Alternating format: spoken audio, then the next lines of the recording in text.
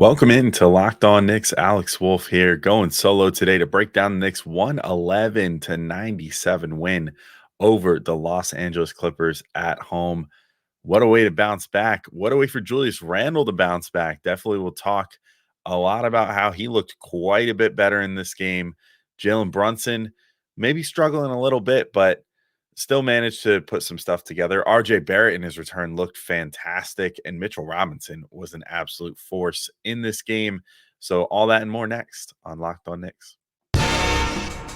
You are Locked On Knicks, your daily New York Knicks podcast, part of the Locked On Podcast Network, your team every day.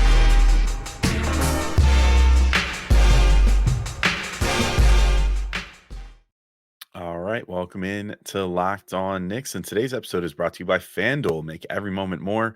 Right now, new customers get $150 in bonus bets with any winning $5 money line bet. That's $150 if your team wins. Visit FanDuel.com/LockedOn to get started. And I want to thank you guys for making Locked On Knicks your first listen today and every day, whether you're checking us out on your favorite podcast platform or taking in sights and sounds on YouTube.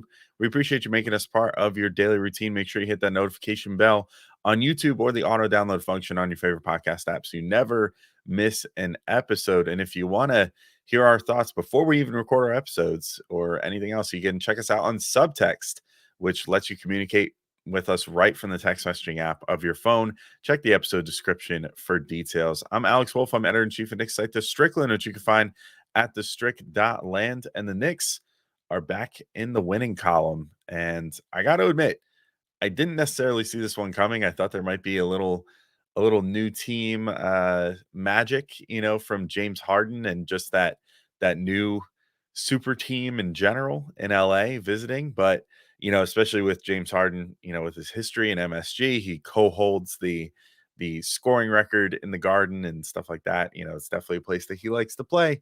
And yet the Knicks come through with a fantastic team win. And yes, that includes Julius Randle in this one, which I can't wait to talk about him in a second. I thought that he had a great bounce back game and really came through for the Knicks in this one. But the defense was just, I think, the big winner in this game. I mean, the Clippers have been one of the most efficient offenses in the NBA so far this season.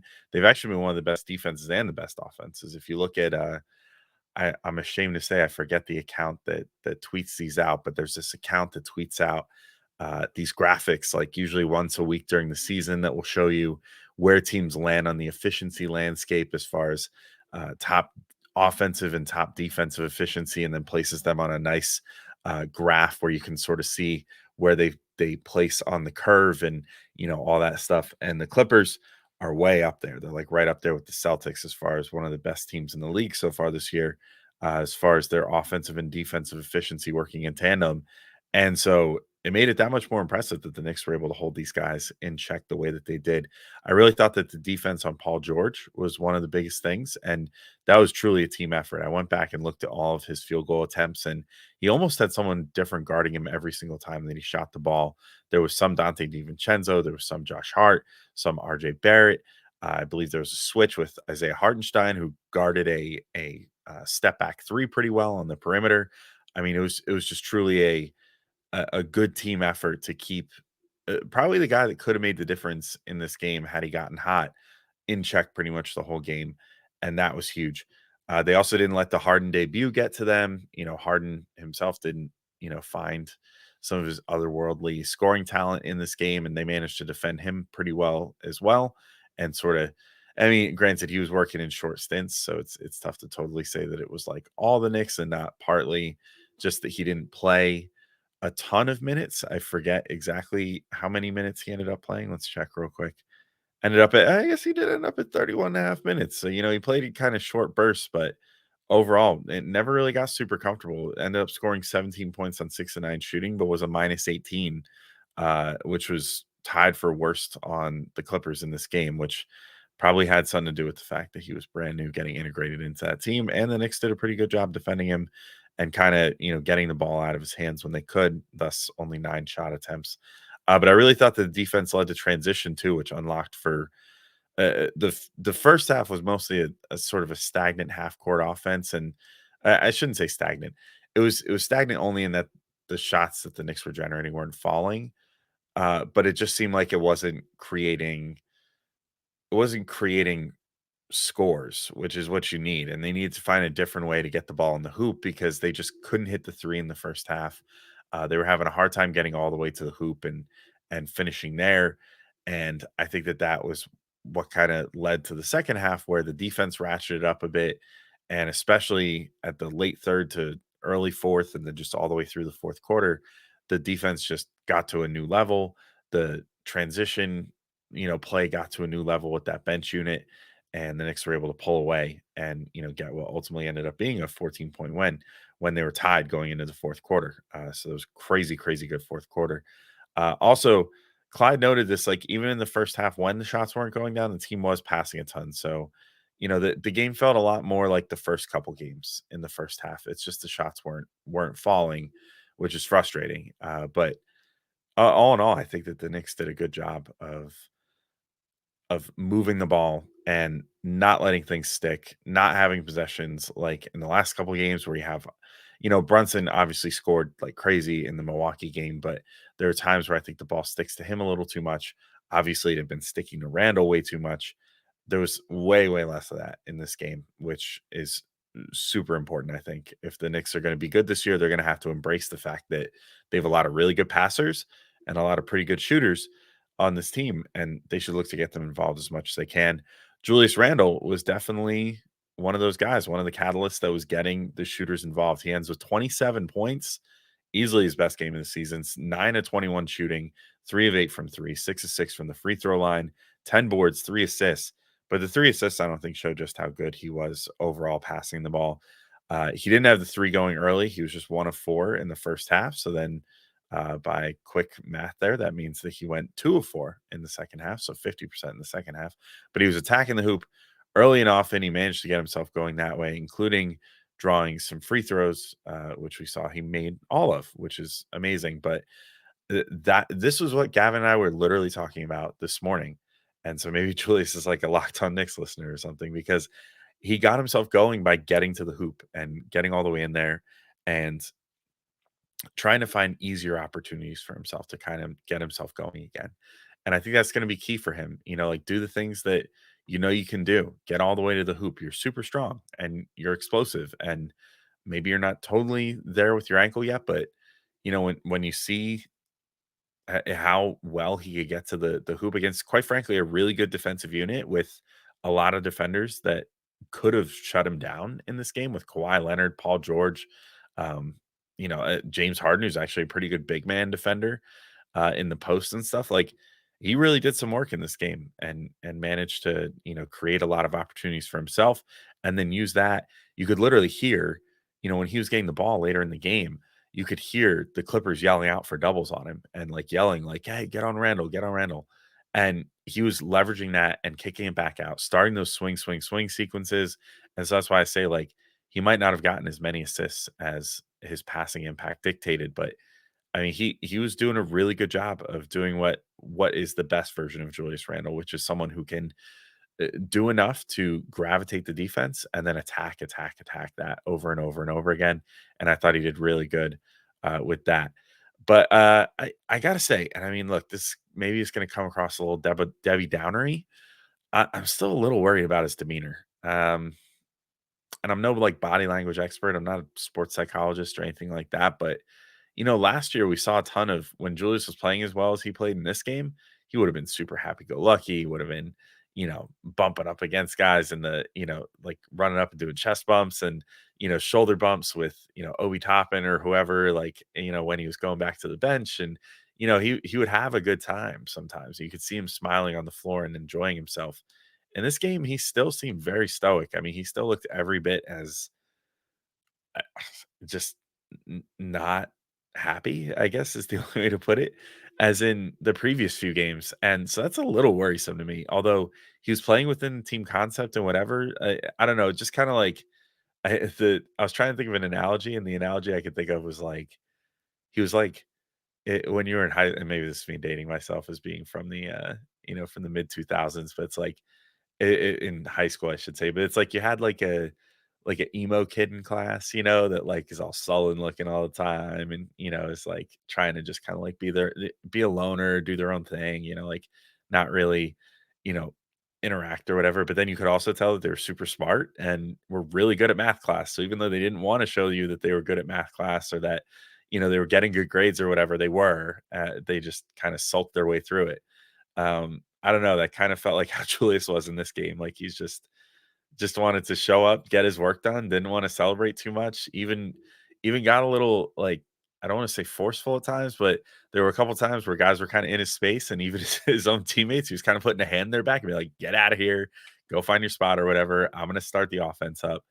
A little bit of walking down the court still, you know, to get the offense started, but then he would get the ball at the top of the key and make something out of it. So maybe this was just part of the game plan in this game was let's get Julius going. Let's let him initiate the offense more in this game and see how it goes. And for this game, at least, it went really well. Hopefully, we can see multiple games in a row where he plays this well and hopefully start seeing a smile on his face a little more again.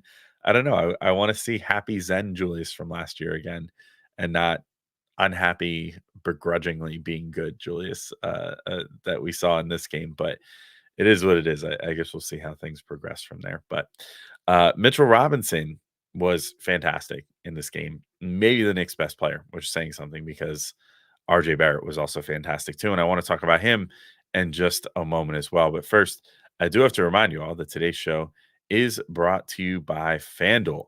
And you could score early this NFL season and NBA season with FanDuel, America's #1 sportsbook. Right now, new customers get $150 in bonus bets with any winning $5 money line bet. That's $150 if your team wins. And if you've been thinking about joining FanDuel, there's no better time to get in on the action than right now. The app is so easy to use. There's a wide range of betting options, including spreads, player props, over-unders, and more. And by and more, I of course mean same game parlays, my absolute favorite way to bet on FanDuel. And you know, if you were a Julius Randle optimist going into this game, you probably could have made yourself a little bit of money tonight. You could have picked like Julius Randle over 26.5 points, over 9.5 rebounds, Mitchell Robinson over 3.5 steals, RJ Barrett in his return. You know, maybe wouldn't necessarily the odds makers would have put it a little higher chances that, you know, he actually would go off like he did. So maybe pick RJ Barrett over 25.5 points and maybe he could have turned like $5 into, I don't know, 1,000. I mean, sometimes those same game parlays do pay out that much because it allows you to just put a whole bunch of smaller items together into one bigger betting item and give yourself a chance to win a lot more money, which is a really fun way to spice up a Knicks game if you want to. So visit fanduel.com/locked on and you can kick off the NBA and NFL season. Again, that's fanduel.com/locked on. FanDuel, official partner of the NFL. All right, and I'm back in to keep talking through this Knicks win. Again, 111-97 over the Clippers. And Mitchell Robinson, he continues to impress. 13 points, 15 rebounds, 4 steals. Some of those steals were almost block-esque. You know, it reminded me a lot of the Cleveland game where he was kind of, or maybe it was the Atlanta game, actually, I think was the one that I'm thinking of here. The Atlanta game where he was sort of uh, breaking up these you know, alley-oop attempts and stuff and getting in there and, you know, knocking things away and you know, really uh preventing lobs from happening before they could even be, you know, a thought. And you know, just in general, I think he was doing a great job of just having active hands everywhere. I mean, the 4 steals again, some of them, if they were a second later, could have turned into blocks, but it just shows he was everywhere on defense again in this game. But he also was getting looked at for dump offs more than I think pretty much any game this season. And Randall was a big part of that as well. But Randall hit him a little bit. I believe that Jalen Brunson hit him with a nice dish late in the game. RJ Barrett was certainly looking for him. I think that he had one kind of broken up earlier in the game, but then did manage to find Mitch at one point as well. So his teammates were really kind of trying to reward him on the inside in this game, which was great. And one of the biggest things that stood out to me is something that I think the Knicks should look to use more often, especially if Randall is going to keep playing as well as he did, was there was a 4-5 pick and roll with Randall and Mitchell Robinson. And I feel like that is something we very rarely see. And granted, it wasn't even that like forceful of a pick and roll possession. Like Mitch didn't even wait around for Julius to make the motion to, kind of slip out of the screen there. And so like it was kind of just like a theoretical screen. Like Mitch came up there and like almost set a screen, but then Julius started moving and Mitch moved before there was even contact on that. And yet then that gave Mitch the ability to get going downhill and Randle finds him and Mitch was able to finish off a nice easy bucket down low. I would love to see more of that because I think that Randle has the passing chops to make that happen. And it creates a really interesting situation when you have two bigs up there. So then it's like, oh, what are we going to do? We're both like, we're putting the power forward and the center in this situation where they have to decide who's going to be the one that's going to drop, who's going to be the one that's going to stick to the perimeter. If Julius is shooting well enough to keep you honest, like he was today, and who's going to deal with Mitchell Robinson, who is, I think at this point, the most dominant inside presence in the NBA as far as just sheer physical presence in there on defense and on offense, and of course, rebounding the ball. And the rebounding, I mean, it was just crazy, crazy good. I mean, the offensive rebounding, as usual, just a complete game buster. I think he had 9 of them against this team, which, I mean, like Zubats on the Clippers is no slouch rebounding the ball. And honestly, they're for a team that's mostly full of like wings, they have some pretty decent, rebounders on the team. Like they seem to have a good group for like kind of gang rebounding and getting in there and having someone in there with a nose for the ball. And yet Mitch was just full on man among boys stuff again. I mean, just multiple tips to himself at one point. I think my buddy Jeff Rasmussen was running the Strickland account tonight and took a clip where he pointed out that it was like Mitch was playing volleyball with himself off the backboard at one point in this game because he did. I think he got like 2 or 3 offensive rebounds out of just that sequence, just by the fact that he was batting the ball to himself off the backboard, making an attempt to get it in and then tapping it back to himself again. Did that a couple times. Did another one where he got a couple offensive rebounds in a single possession and finished it off himself. And then had a number of times where he was just kind of so in the thick of things that it opened things up for other guys, like a really good Donte DiVincenzo sequence. Actually, that one I think was Hardenstein, but speaks to the same general principles. But either way, Mitch was just taking up lots of space. Hardenstein did the same thing in his minutes, and that this 1-2 tandem of those two just continues to be a very, very dangerous thing. And one of the most successful things the Knicks have had going for them this year on the overall, in a year where things have been kind of up and down to this point. So big kudos to Mitch again, 13 points, 15 boards, 4 steals, just crazy, crazy stuff. But RJ Barrett was back as well, made a huge, huge difference. He looked like he didn't miss a beat, honestly. I wouldn't have known that he just missed 2 games and has a knee injury. And, he sort of said after the game, he's just going to have to play with pain in that knee now for a little while. But, maybe that means he gets a maintenance game off now and again, maybe on a back-to-back or something, he gets a rest. I think that would be useful, maybe in the near term until that starts really feeling better. But I don't know if he just feels good enough to play like he did tonight. Maybe just play him all the time. He had 26 points, 9 of 16 shooting, shot 2 of 4 from 3, 6 of 6 from free throw range. Also 6 rebounds, 4 assists. And, as usual, the scoring was great. And I love it. He had another one of those like really just absolutely filthy scoop layups from way too far away on the left side where you're like, how did he even get the angle on that from the angle that he was shooting it from? Managed to get inside and draw some fouls again, managed to hit some 3-pointers, looked really comfortable doing that and still, didn't miss a beat, even though he just missed, the better part of a week from playing. But as usual, I just think that one of the most impressive things with RJ when it's really on is his passing. And he had a really nice little, or well, actually a couple really nice little pocket passes to Isaiah Hartenstein. One where he got all the way to the baseline, and then it was sort of an accident, but it worked, where he sort of like rolled it to Hartenstein, which I think confused the defenders enough that they weren't able to get a hand on it. And then Hartenstein was able to get control of it and go up and finish. And then also had another nice look to Hartenstein down low, where he found him, I think, just off like a basic pick and roll action and got Hartenstein that way. So that was great. But he was also just keeping things moving in transition at all times. And that included most of the time for him being the man out in front. And I love that. I mean, because he had bounce in this game. He was dunking the ball like crazy. Again, really kind of made me question, like, man, does this knee really hurt? Like, you couldn't tell. And I mean, I'm not doubting it. I'm sure that it really does hurt him, but he looked great in the meantime. I thought that he looked explosive. He looked still like he could just get into the paint at will, and had a really good time. I think certainly I had a good time watching him. So um, I hope RJ's able to keep playing, because if he can avoid having to sit out again, I think he offers a ton for this team, and sort of offers that big first slash second scoring option when the Knicks need it, especially on a night like tonight where Brunson had a pretty tough game.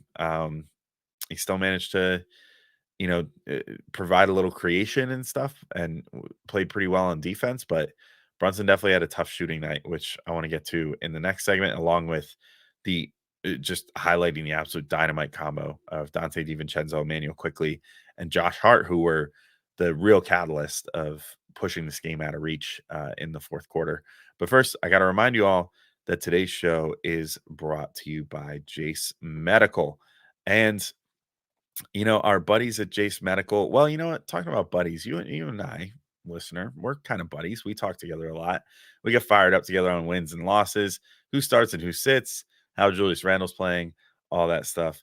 And it's that's why I feel like we've got from listener to host, we got a little bit of a connection here. And today, I want to talk to you guys about the ability to get medicines that you need and have them always available for you. So I just learned that you can get.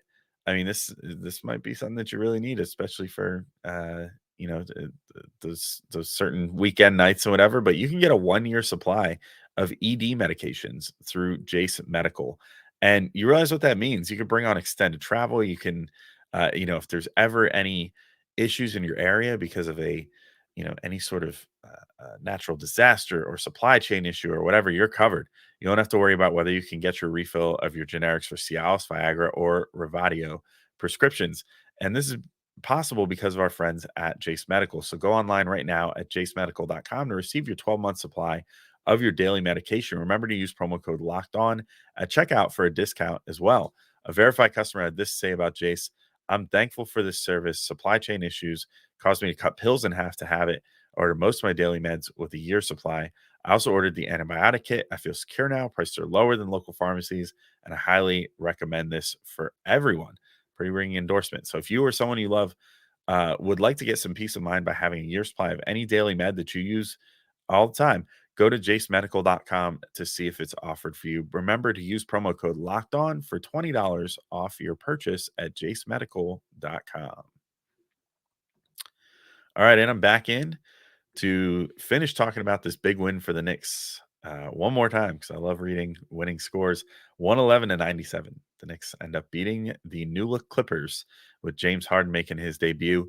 Pretty big stuff for the Knicks, because there was, again, every opportunity for them to drop this game and kind of keep the backwards momentum that they've kind of had going in this game, but they did not, and that came despite the fact that Jalen Brunson had kind of a tough game. And what a flip flop. The Knicks were so reliant on Jalen Brunson just one game ago against Milwaukee to provide basically everything on offense in that game, and yet he had kind of an off night, or not kind of, definitely had an off night. 7 points on 2 of 12 shooting. Uh, I really just wish he and Randall could have good games at the same time again. That would be super helpful, because then the Knicks could maybe start blowing out some teams a little bit and really build some confidence and get back to where we want to see them being. But in the interim, at least Randall and RJ and the bench unit were there to sort of prop up Brunson in this game. But I did think he did a good job of pushing in transition, even if his usual bread and butter in the half court wasn't really working. He had his head up all the time. He hit I know Josh Hart on one. I think maybe Josh Hart on 2 transition opportunities, and then I think he also hit DiVincenzo on one. I mean, he was doing a really good job of, like, if he got the ball and it was transition time, he did hit transition and made the really nice heads up outlet pass. So big props to him for that. But also, I thought he was a pest in the passing lanes too, which is sort of becoming a staple this year. He's getting really good at those, quick little breaks to get a steal, and starting a break that way as well. And he had 3 steals in this game, which gets him up to 1.3 steals per game for the season so far through 7 games. That would easily set a career high for him. I think his highest other than that is zero point 0.8 or perhaps zero point 0.9 steals per game. So to cross the 1 plateau and add, over a quarter steal per game more, that's that shows progress in, this team's overall defensive scheme and how Brunson fits into it and how he's found a role where he can be comfortable and, even for all of his defensive deficiencies, still find a way to impact the game positively on that end. So I don't really see that slowing down either. It seems like that's sort of the Knicks' MO this year is to play the passing lanes really aggressive, and that's something that Brunson's definitely good at. So I think that we might see Brunson continue to build on that steals per game category and find a defensive role that really works for himself this year. So I want to move though to his former Villanova teammate, current Knicks teammate, Donte. That could apply to 2 guys. Donte DiVincenzo though was fantastic. I really thought that he was one of the biggest reasons that the Knicks had that like dagger run in the late third, early fourth quarter. He had 12 points, 4 of 6 shooting, shot 3 of 5 from deep, and like this is truly what you want to see out of this guy. That if he's shooting 3 of 5 from 3, you're in really really good shape. And I think that this is what the Knicks are going to need out of him is just that consistent 3-point shooting to shoot around 40 to 43% or even higher if he can somehow hack it on good volume. But, just being that dependable 3-point shooter is so valuable. And he was that in this game. There's a couple opportunities. One was my absolute favorite.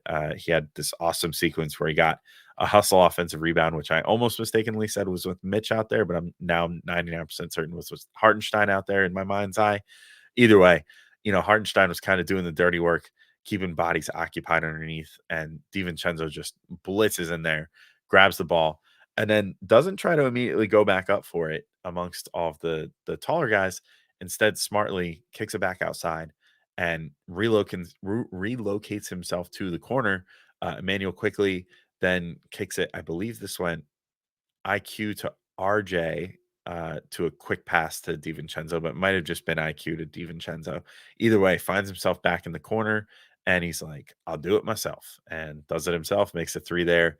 Huge, huge sequence because if that had been a defensive rebound for the Clippers and they had been able to get a score down the other end, they could have cut it to like 6 points, which makes things a lot more real for a comeback. Instead, DiVincenzo gets the offensive rebound, sets up a possession where he ends up hitting the 3, puts the Knicks up 11, which was sort of the beginning of the end, I think, for the Clippers in this game. That just sort of seemed to be that momentum shifting point where the Knicks took over, and they owe that entirely to DiVincenzo. I also just thought that he was an awesome pest on defense against whoever he faced on the Clippers. But in particular, I liked what he did with Paul George. I already sort of shouted out the whole team, but the possessions where DiVincenzo was on him, I thought he did a really nice job. And just overall is doing exactly what you want out of him. Defense, pushing the pace, moving the ball well, and of course shooting threes. I think that's what's going to be the DiVincenzo staple, along with a little more in the cut department than we saw in this particular game. But he was well defended on a couple attempts with Isaiah Hartenstein to try to get inside on a cut like that. Then you had Immanuel Quickley out of that bench unit with a team high plus 22 plus minus. And I thought he just played amazing with both units. He only played 20 minutes, ends up with 7 points, 5 assists in 20 minutes. But I don't think that really underscores just how great he was in this game. On offense, I just thought like he always had exactly what the Knicks needed. If they needed, the defense broken down, he would break them down and then kick the ball out. If they needed an extra pass, he would just offer the extra pass. If they needed a finish inside, he was able to figure out a way to get in there and finish inside. He also threw a back-breaking alley-oop at one point to Isaiah Hartenstein during that big run too. Just a great look to Hartenstein, who had just the smallest little sliver of a window, but IQ just fitted in there right into his hands, and he dunked that one home. So that was fantastic. But I just thought that he was always in the right place at the right time in this game, and for only playing 20 minutes, he got a lot of burn with both the bench unit primarily and with the starters towards the end of the game when he was in for Grimes, and he just did great in both roles. Was just doing, whatever the Knicks needed of him, which is what Quickley does as a player. And that's why, he's the favorite to win Sixth Man of the Year this year. And maybe if he has more nights like this where he doesn't have the super gaudy stat lines, he'll once again kind of get overlooked later in the year. But I think that these sort of games just kind of show exactly what he brings to the table, which is just a player that very rarely, if ever, makes mistakes when he's on the floor, and that's always a good thing to have. Then Josh Hart as well. I got a shout out, final guy. I thought he was fantastic too, to just hammer home the fact that the bench unit was uh, amazing in this game, particularly that troika. Although I'm not going to say that Hardenstein wasn't good too, because he was as well. But this was kind of more the Mitch show in this game. Like Mitch got a lion's share of the minutes compared to Hardenstein. But Josh Harden's with 10 points, 7 assists. Once again, just an absolute agent of chaos in transition, whether it was him running out in transition, which he did a few times, whether it was him looking for others in transition. He fed RJ at least once, maybe twice, for some of his transition, like just huge thunder dunks that he did. Um, I thought Josh Hart was just fantastic. And I think the Knicks are really onto something special here with this Josh Hart, Immanuel Quickley, Donte DiVincenzo little pairing off the bench. If they continue playing well and playing this well together, I think that we're going to once again find ourselves in a situation where even if the Knicks starters are struggling to a degree, and which we saw, in years past, where it'd be kind of, you just be waiting for the bench to come in to kind of like save things. Uh, I think that this bench unit is going to save a lot, because there was a very important part of this game where the Clippers, whole big four or big five, I guess, like their whole whatever starting lineup, that I would call it probably a big three. I think even if Russell Westbrook looks a little better this year, I don't know if I'm willing to put him in that discussion right now. But that when they had Kawhi, Paul George, and James Harden out there, plus Russ, plus Zubats, and that would have been every opportunity for them with their starters out there to make some noise and come back and kind of force the Knicks' hand to react to them. And yet the bench guys, that trio, did such a phenomenal job of shutting down the Clippers and really just making this into a runaway win for the Knicks. So, big ups to those guys. Big ups to the Knicks in general. And, an awesome win here. We'll have more for you guys the rest of this week. We actually have a second part of what the episode that came out yesterday about how to fix the Knicks. We have a second one coming out, which luckily covers some stuff that they did do in this game, but I think we make a good case for why they should continue things like continuing to shoot the three and just wait for that to come around. Questions of if the Knicks have enough size to get them through some of the bigger teams in the league, stuff like that. So that's coming up tomorrow. But in the meantime, thank you all for listening, and hopefully you enjoyed this one as much as I did. But we'll be back with plenty more coverage for you guys this week, including the first City Edition game, the Kith night on Wednesday, where the Knicks are going to debut their new City Edition jerseys and play Victor Wembanyama. So that should be a lot of fun. So keep your ears out for that as well. But until next time, thank you all for listening, and I'll talk to y'all soon. Peace out, everybody.